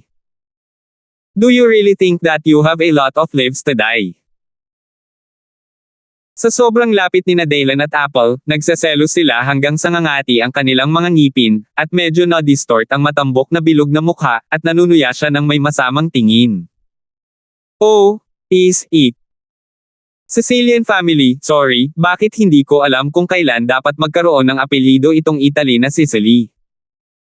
Kahit dapat may surname itong Italy, dapat Brad, hindi Sicily. What do you think? Gayunpaman, nang marinig namin na si Dylan ay kinikiliti ang sulok ng kanyang bibig ng mapanlate, siya ay nginisyan. Pamilyang Sicilian. Sorry, hindi niya talaga alam kung ano iyon. Ang cool. Brad. Ang ibig mong sabihin ay ang pamilya ng Brad. Haha, gusto mo bang sabihin sa amin na kikita pa rin ang pamilya Brad para sa mga Northern na hindi pa nagpapalaki ng buhok? Please, stop joking. This is a joke, it's really not funny at all. Haha, hahaha. At parehong sina Earl Gary at Uchijiro ay tila narinig ang pinakawalang katotohanan sa mundo, at pagkatapos ay hindi nila napigilan ang pagtawa. Puno ng panunuya at pangungutya ang tawanan. Ang pamilya ni Brad. Paano kaya ang pamilyang Brad ay humarap sa ganoong uri ng dilaw na balat na unggoy na hindi pa tumutubo ang buhok? Ano ba ay malapit na? Sa tingin mo ba talaga sila ay bobo? Boy, parang gusto mo talagang barilin sa ulo nitong sniper rifle. Ano ba yan? Mabuti naman at tutuperin kita ngayon. Mabangis na inagaw ang sniper rifle mula kay Earl Gary, itinutok ang nguso kay Dylan na may malungkot na ngiti, at walang pag-aalinlangan na hinaila ang wrench. Boom! Pagkatapos ay nakakita ako ng bahagyang mapurol na tunog mula sa nguso ng bagong tahimik na sniper rifle, at pagkatapos ay isang malamig na liwanag ang napunta kay Dylan. 670. Ang sniper rifle na inagaw ni Uchijiro kay Earl Gary ay hindi pangkaraniwan. Ito ang pinakahuling resulta ng pananaliksik ng kanilang pamilyang Maso. Ang X-70 sniper rifle ay kayang pumatay ng mga tao kahit sa layong 3 kilometro. Ang kabagsikan ng mga bala nito ay sadyang hindi maihahambing sa mga ordinaryong baril. Malapit man ito, natatakot ako na kahit ang karamihan sa mga espesyal na tao, na may pambihirang puwersa ay hindi makakahawak o makaagaw ng bala sa kanilang mga laman. Kaya't ang pag-iisip lamang tungkol sa kung gaano kakilakilabot ang bagong sniper rifle na ito ay sapat na upang kiligin ang isa. Pagkatapos ng shot na iyon, parehong gumuhit sina Uchijiro at Earl Gary ng malupit at malamig na ngiti sa gilid ng kanilang mga bibig sa isang iglap. No way, alam nilang lahat ang makapangyarihang kapangyarihan nitong bagong sniper rifle. Ay sapat pa para mabutas ang manipis na aluminyo na halwang metal ng libro sa isang putok. Kaya sa sandaling ito, hindi man lang nila naisip na makakatakas si Dylan mula sa isang nakakatakot na shot. Sa sandaling ito, tila nakita pa nila na ang dilaw na balat na unggoy ay sumabog ang kanyang ulo, at pagkatapos ay ang kanyang katawan ay bumagsak sa isang pool ng dugo.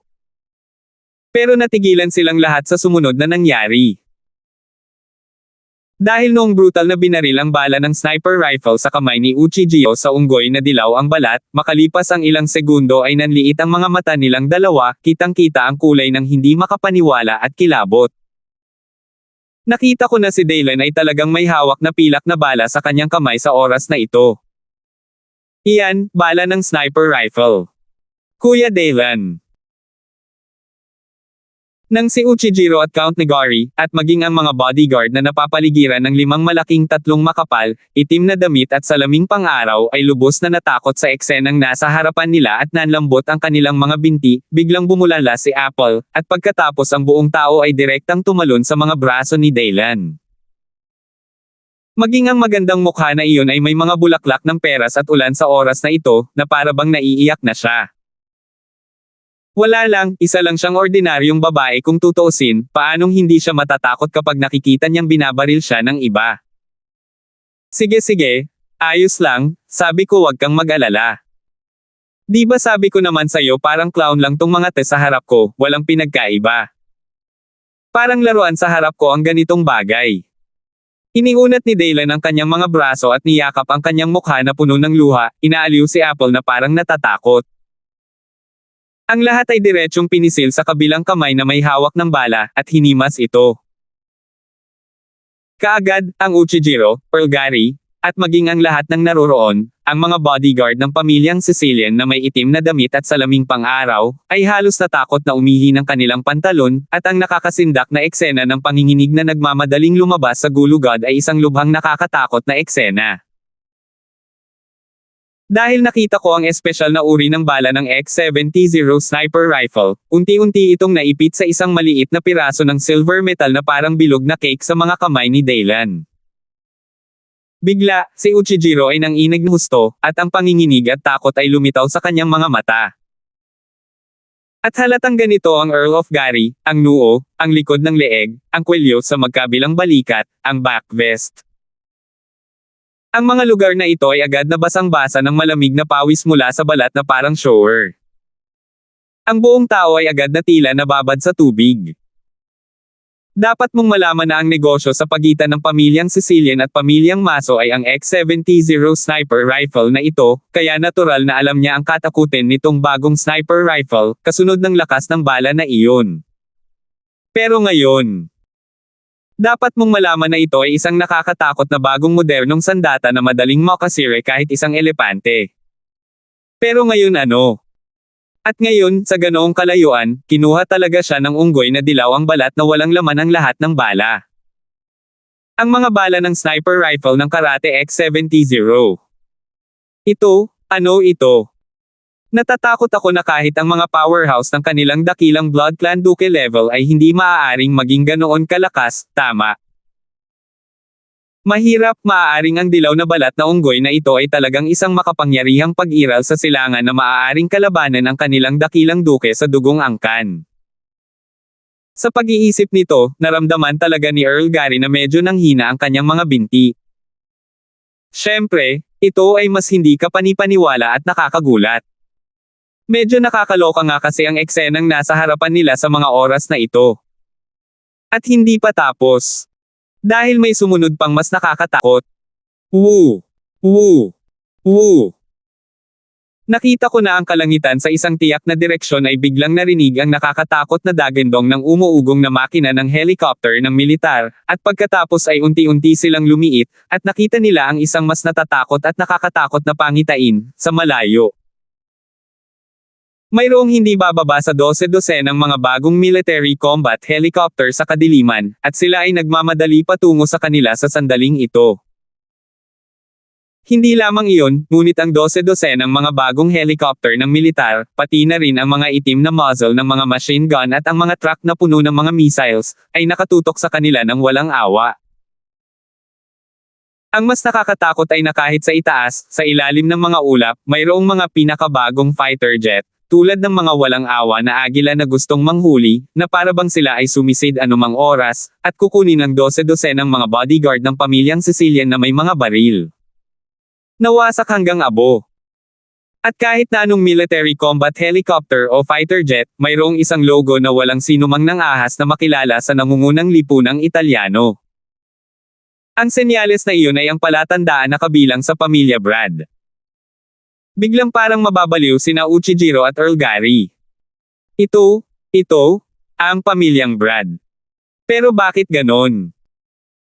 Bakit biglang sumulpot dito ang mga tao ng pamilyang iyon sa oras na ito, at saka, nagpadala sila ng private army ng pamilya nila?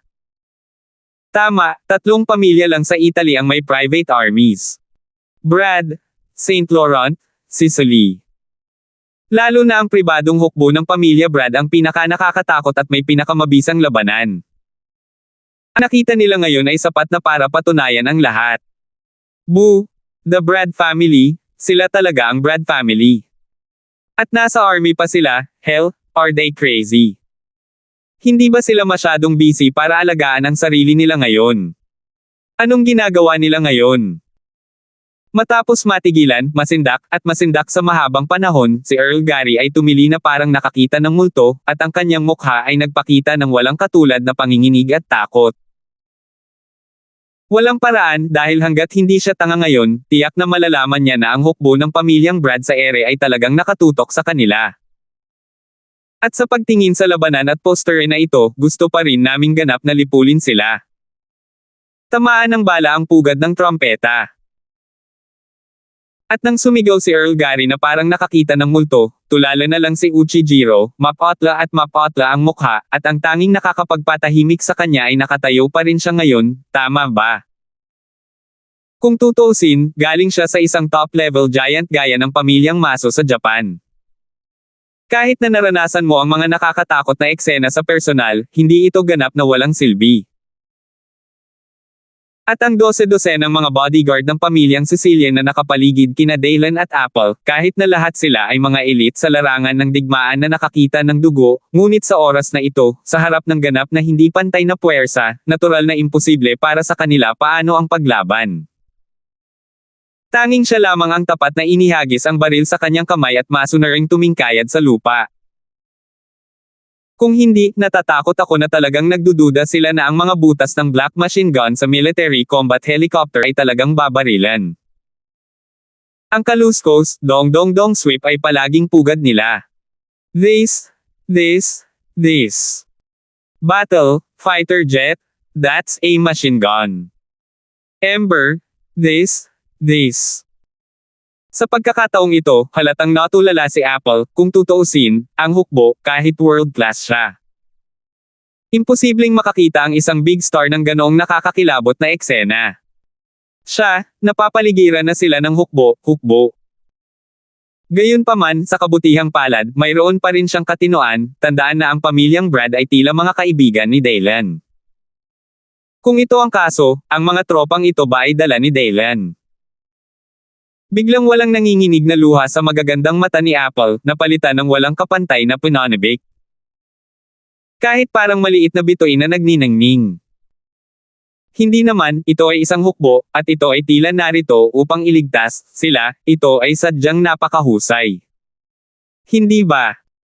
Dapat kong sabihin na ang mga dayuhang babae ay talagang mas kinakabahan kaysa sa mga domestic na babae sa bagay na ito. Don't panic, Mr. Uchijiro, there must be some misunderstanding in this, right? The Brad family is from Italy, and it has a good relationship with our Sicilian family. So, this should not be the northern people. Ikaw ba ang gumawa? Oo. It can't be him. Ngunit biglang nagbago ang isip ng Earl ni Gary. Pagkatapos ng lahat, hindi siya isang bumpkin na nakita niya sa mundo. Ang kanyang lolo ay isang mataas na antas ng pamilyang Sicilian. Yung tipong nasa kapangyarihan. Kaya't ang kanyang mukha ni Gary ay hindi masyadong pamilyar sa pinakamataas na uri ng lipunan ng Italia. Karamihan sa mga tao sa bilog ay dapat nakilala siya, kaya talagang iniisip niya na dapat magkaroon ng hindi pagkakaunawaan. Kung hindi ba masyadong abala ang pamilya Brad ngayon? Nagdulot lamang ng ganitong sakuna, pananakit ng mga kalamnan at buto, pagdurusa ng matinding pagkalugi, at lahat ng nangungunang kapangyarihan sa pamilya ay mabilis na napawi. Sa oras na ito, sila ay karaniwang umuurong ng tapat. Kapag huli na ang pagong, bakit dapat nilang tretuhin ang kanilang pamilyang Sicilian? Simulan. Kung noon pa man, kahit ang pamilyang Sicilian ay hindi magkakaroon ng ganoong walang galang na pag-iisip sa pamilya Brad. Pagkatapos ng lahat, ang background ng pamilya at lakas ng dalawang panig ay ganap na hindi pantay, at ang pagkakaiba ay masyadong malayo, ngunit ngayon. Halos mawala ang halos buong buhay niya dahil sa katangahan at baliw na ugali ng kanyang pamilya.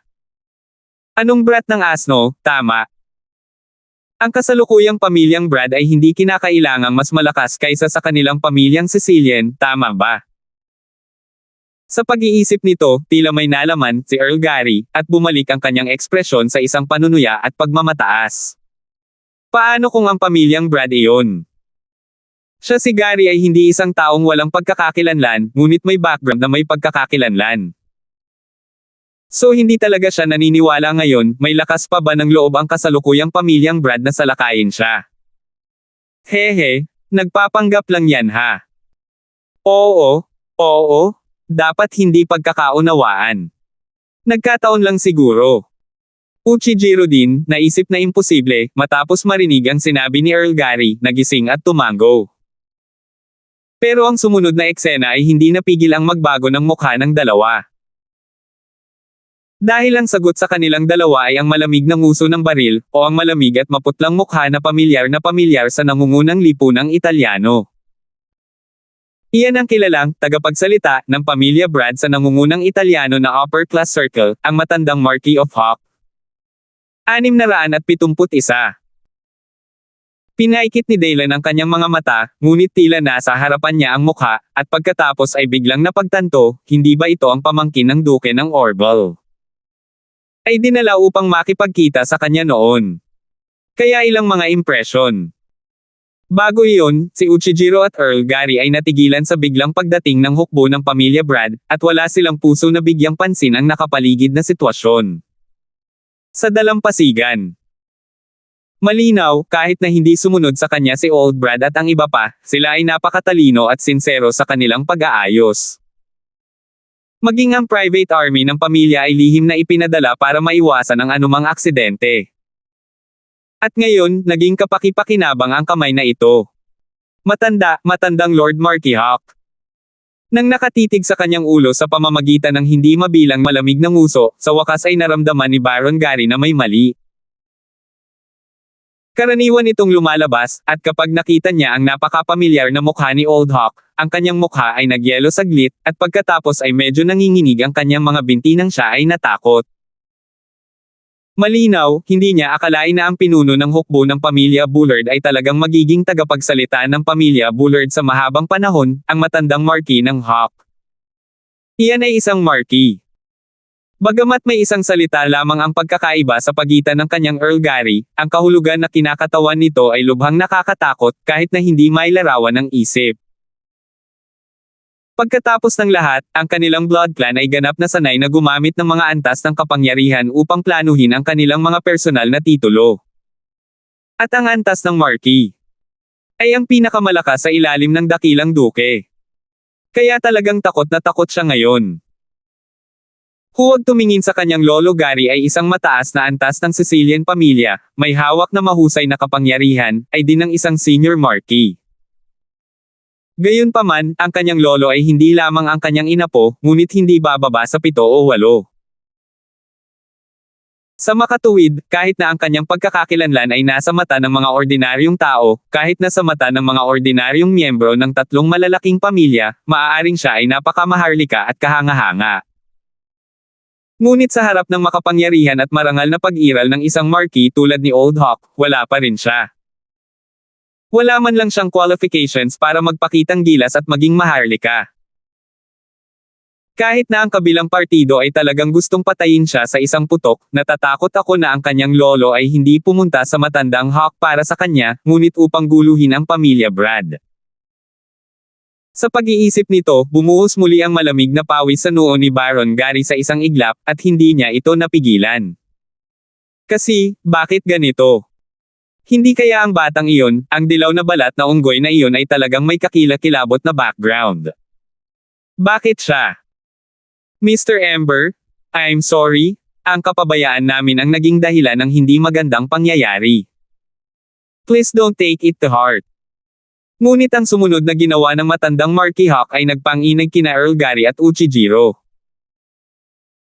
Dahil, hindi man lang niya nilingan si Earl Gary, kaya napayuko siya na malalim kay Daylan dahil sa pagkamangha, at sa maputlang noo, may mga butil ng pawis na kasing laki ng sitaw na tumutulo sa Superior Beach.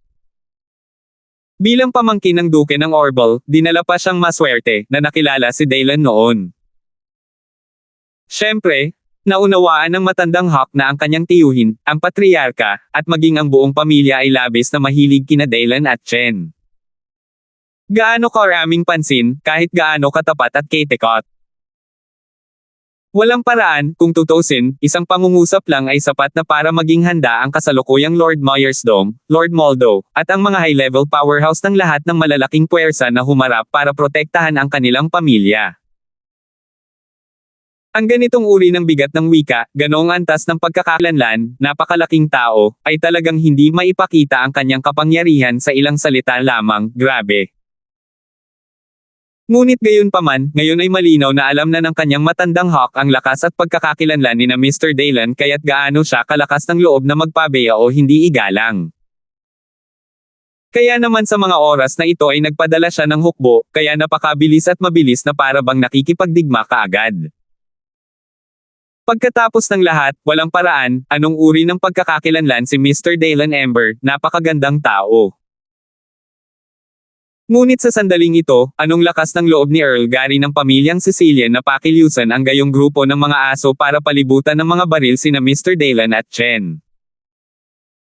Dahil dito ay labis na natakot si Old Hawk nang makuha niya ang balita, ngunit sa parehong oras ay hindi siya makapaghintay na barilin ng baril ang ulo ng hanggal. Fu! Sick! Hindi ko talaga alam kung anong klaseng gamit ng aso yan. Old Hawk, this has nothing to do with you. However, this friend from RB, and him, seems to think that the name of Italy should be Sicily now. To be honest, I have never heard of this Sicilian family, what is it? Pagkatapos ay nakita ni Daylan na nakapikit at mahinang nagsalita. Bagamat matagal na niyang nalampasan ang character age ng pakikipagtalo sa mga ordinaryong tao, ngunit ang hawak at napapaligiran ng mga tao, at kahit na nabaril, ang pakiramdam ay talagang nakaramdam siya ng kaunting hindi komportable. Si Daylan ay hindi nang aapi ng mga tao, ito ay napakahusay. Kailan pa nagkaroon ng kakayahan itong maliit na isda at hipon na bully, siya? Talaga? Oh, my dear Mr. Ember, I'm so sorry. Kailan ba pinalitan ng Italy ang apelyido ng Sicily? Patawarin mo ako, hindi ko talaga alam. Nang marinig ng matandang hawk ang mga salita, tinitigan niya si Earl Gary na may mga pulang pupil. May isang emosyon na tinatawag na chill sa mga mata na iyon, na lumalaki at umusbong ng napakabilis. Ang kanilang pamilyang Brad ay dumanas lamang ng isang malaking sakuna. Panahon iyon ng sensitibo, ngunit hindi nila inaasahan na ang pamilyang Sicilian ay tatalon sa kalokohang ito. Nakakadurog talaga. Pinalitan ba talaga ng Italy ang pangalan nito ng Sicily? Hindi, Lord Hawk. Huwag kang makinig sa kanyang kalokohan, lahat ng ito ay hindi pagkakaunawaan, lahat ng ito ay isang hindi pagkakaunawaan. Nang marinig ito, si Earl Gary ay agad na nakaramdam ng bahagyang panghihina, pagkatakot, at ang kanyang mukha ay namutla at nanginginig. Walang paraan, maaaring sabihin ng ganoong uri ng mga salita sa harap ng ibang tao, ngunit ngayon ay nasa harap na ito ng tagapagsalita ng pamilya Brad, ang matandang Marquis Hawk. How dare you let him speak out, paanong hindi siya magpapanik? Ngunit sa pagkakataong ito, tila medyo kumalma na si Uchijiro. Kung tutusin, hindi pangkaraniwan ang kanyang pagkakakilanlan, kaya napakunot ang noo niya kay Old Hawk at dahan-daang sinabi, "Kaibigan, ang bagay na ito ay dapat ituring bilang isang hindi pagkakaunawaan. Ang larangan. Lahat ay isang taong may katayuan, hindi na kailangang maging napakatigas ngayon, tama? Identity. Kasing laki mo ako." Ngunit ang matandang Hawk ay umungal at sinpa siya ng malakas bilang tugon sa kanya. Na sinundan ng muffled putok. Si Uchijiro, na sa wakas ay kumalma at tumayo upang mag-pose, ay sinipa sa lupa ng galit na matandang Hawk at gamulong 7 o 8 sa isang hilera. Tapos, nahihilo siya, masakit ang buong katawan, at hindi na siya makagapang. Tumaas. Walang paraan, ang Uchijiro na ito ay isang ordinaryong tao lang kung tutuusin, paano niya kaya natitiis ang galit ng isang vampirang marquee level na tulad ni Old Hawk. Hindi patay ay medyo maganda na. Pagkakakilanlan.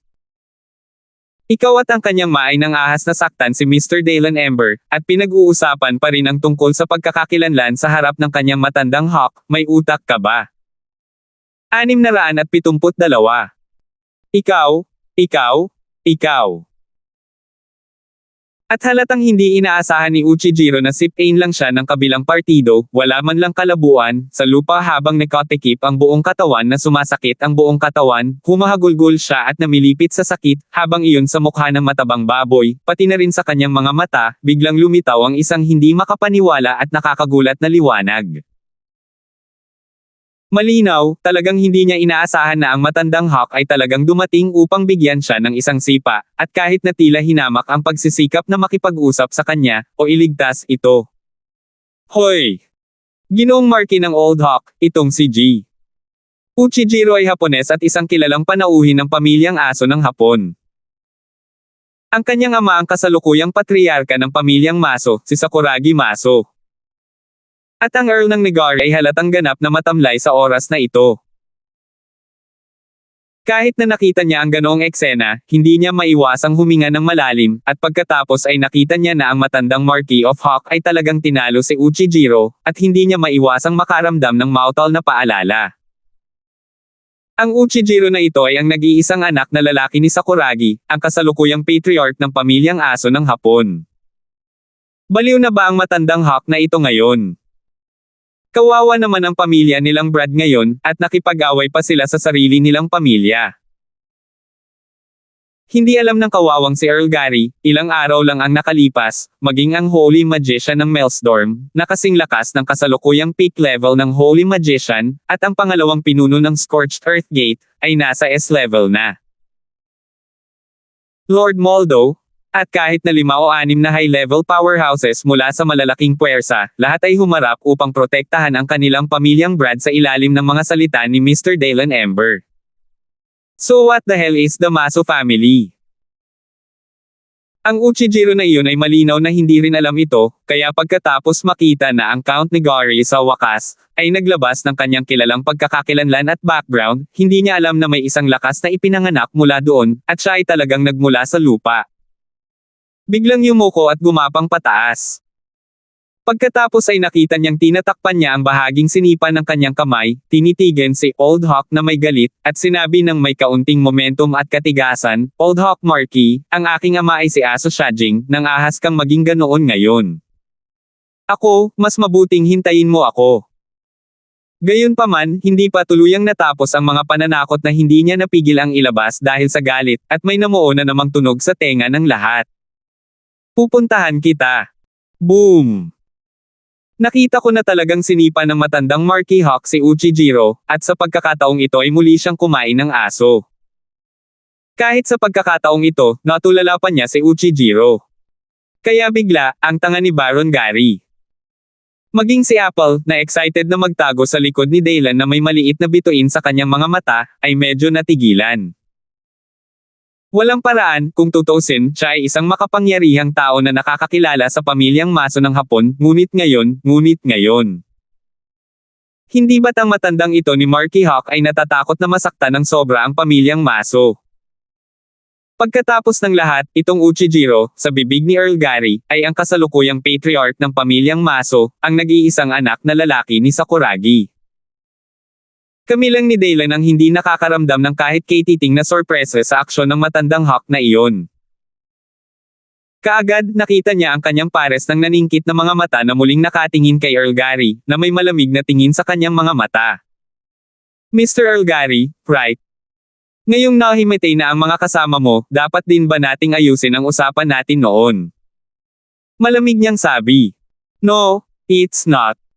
It's all a misunderstanding, this gentleman was just a misunderstanding. Pagkatapos ay biglang nanlambot ang mga binti ni Earl Gary, at sinabi niya na may hitsura ng takot. Hindi maintindihan. Matapos marinig ito, kiniliti ni Dalen ang mga sulok ng kanyang bibig, at mahinang nagsabi, ito pala ay isang hindi pagkakaunawaan. Gayunpaman, binaril mo lang ako dahil sa hindi pagkakaunawaan. Hindi ba ito medyo hindi makatwiran? Ha! Nakita ni Wenyan kahit hindi pa nagsasalita si Earl Gary, ang matandang Hawk, na nakatayo sa tabi niya, ay direktang nagalit. Ano? How dare they shoot at you? Nanginginig pa ang matandang Hawk. Hindi naman, anong uri ng pagkakakilanlan si Mr. Dalen Ember, anong antas ng sobrang nakakatakot na malaking tao? Ngunit ngayon siya ay talagang binaril. Bakit hindi ito agad nagpasindek at kinilabutan sa sukdulan? Kung alam ng kanyang tiyuhin, maging ang patriarka, ang tungkol sa gayong kamalian, malamang nalagot ang kanyang matandang hawk sa dalawa na tiyak na magagalit. Boom! Sa isang tunog, ang takot at galit na matandang Marquis Hawk ay hindi na nakayanan, at itinaas niya ang kanyang paa upang harapin muli ang Earl Harry at hinampas ito. Wala man lang awa. At ang ganitong sipa ay halatang hindi maihahambing noong sinipa niya si Uchijiro noon, ngunit ito ay ganap na pinapatay ang kapangyarihan. Ano? Kaagad, si Earl Gary ay ganap na pinalayas ng sipa na ito. Hindi niya alam kung ilang buto ang nabali sa sandaling iyon, at pagkatapos ay napasigaw siya sa sakit, at umagos ang dugo sa sugat. Ang eksenang ito ay biglang nagpasindek sa mga bodyguard ng pamilyang Sicilian, at naamoy pa ang amoy ng kamatayan, at namutla ang kanilang mga mukha. Darating ba talaga itong matandang Marquis Hawk? Sige, matandang Hawk, hindi mo na kailangang gawin ito. Bihira lang na maganda ang mood mo ngayon, at hindi mo kailangang maging bad mood para sa dalawang hamak at basurang ito. Pwede mo munang ilayo ang mga tao, huwag kang mag-demand. Parang nag-aaway. At nang makita ang eksenang ito, kami ni Dylan ay medyo nakaramdam ng labis. Dahil pakiramdam niya ay hindi na kailangan ng ganoong gulo, masama ang loob niya. Yes, Mr. Ember. Nang marinig iyon, ang matandang Marquis Hawk ay biglang nabalisa, at napagtanto na siya ay lumayo na. Bago pa makapagsalita si Mr. Ember ay nagdesisyon na siya at ginawa muna. Pagkatapos ay nakita niyang nagmamadali itong lumingon sa pamilya Brad sa takot. Commandant ang mga sundalo ng private army at sinabihan silang umatras muna. Sa kabilang banda, tila may iniisip siya, nag-aalangan, ngunit nagngangalit pa rin siya at sumando sa harap ni Dylan para humingi ng tagubilin sa mahinang boses. Well, Mr. Ember, gusto mo bang lumapit ang pamilya natin at babalaan ka tungkol sa bagay na ito ngayon? Babala. Kalimutan mo na, hindi na kayang alagaan ng pamilya mo ang sarili mo ngayon, hindi mo na kailangang guluhin sila. Kung hindi kumbinsido ang dalawang idiot na iyan pagkagising at gustong ipagpatuloy ang gulo, malaking bagay na iyon. Paglaruan mo na lang sila. Anyway, you should leave this matter alone, and talk about it later. Bahagyang umiling si Dylan at sinabing. Kung magbabala ang pamilya Brad, ang boring, di ba? Kung hindi ka kumbinsido, ito ay isang malaking bagay at magpatuloy lang sa paglalaro, ano ang malaking bagay? Oo, Mr. Ember, naiintindihan ko. Natural na naiintindihan ng matandang Hawk na iyon ang ibig sabihin ni Dylan, at pagkatapos ay umalis kaagad kasama ang isang tao. Iniwan ng mga bodyguard ng pamilyang Sicilian na nakatulala sa dalampasigan. Siya, okay lang ba sila? Salamat po at sinamahan ninyo ako, ingat lagi mga master.